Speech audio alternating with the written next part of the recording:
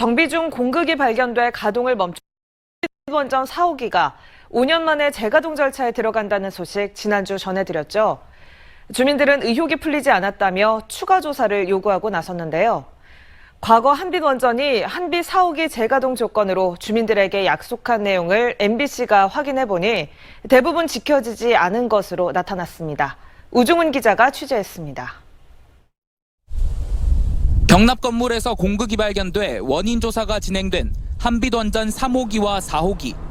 한빛 3, 4호기에서 발견된 공극은 모두 264개로 전체 원전에서 확인된 공극의 77%를 차지하는데 공극 발생 원인을 조사한 원자력안전기술원은 잦은 야간 타설과 미흡한 설계 경험 때문이라고 결론 냈습니다.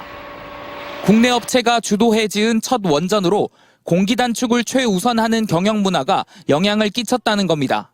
경납 건물 공극과 철근 노출이 안전을 해칠 우려가 있는지 살피기 위해 5년 동안 점검이 진행된 한빛 4호기가 이런 걱정이 사라지지 않은 채 재가동 절차를 서두르고 있다며 주민들이 반발하고 나섰습니다. 재작년 11월 3호기를 재가동할 당시에도 주민들은 비슷한 이유로 저항했지만 당시 한수원은 본부장의 서명이 들어간 7가지 합의서를 제시하며 3호기 재가동 절차를 밟았습니다. 주된 내용은 4호기를 재가동하기 전에 국회 차원의 진상조사부터 마치고 장비를 개발해서 4호기 상부돔을 조사한다는 것이었습니다. 한수원과 주민들이 맺은 합의서에 따라 2년 반 동안 멈춰서 있던 3호기는 곧바로 재가동이 가능했습니다.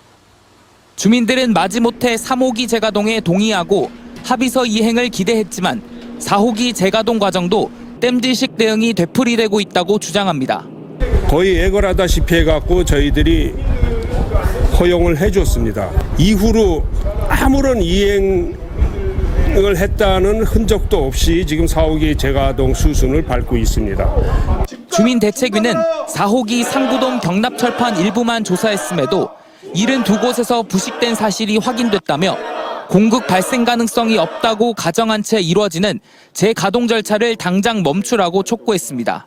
상부돔 조사를 할 수 있는 장비 개발이나 이런 부분들은 이미 다 돼 있더라고요. 그럼에도 불구하고 상부돔 조사를 지금 못하겠다고 버팅기고 있는 그런 상황이죠. 이에 대해 한빛 원자력본부는 MBC와 통화해서 합의서 내용을 면밀히 살펴봐야겠지만 상부돔 전체 조사는 기술적 요인과 안전성 문제로 한계가 있다고 밝혔습니다. 오는 7일 한빛 4호기 구조 건전성 평가 내용이 원자력안전위원회에 보고되고 나면 사실상 추가 검토 없이 재가동 절차에 들어갈 것이란 분석이 지배적입니다. 주민대책위는 안전성이 확보되지 않은 채 한빛 4호기 재가동을 서두르는 이유를 납득할 수 없다며 합의서에 적시된 절차를 반드시 지켜야 한다고 촉구했습니다. MBC 뉴스 우종훈입니다.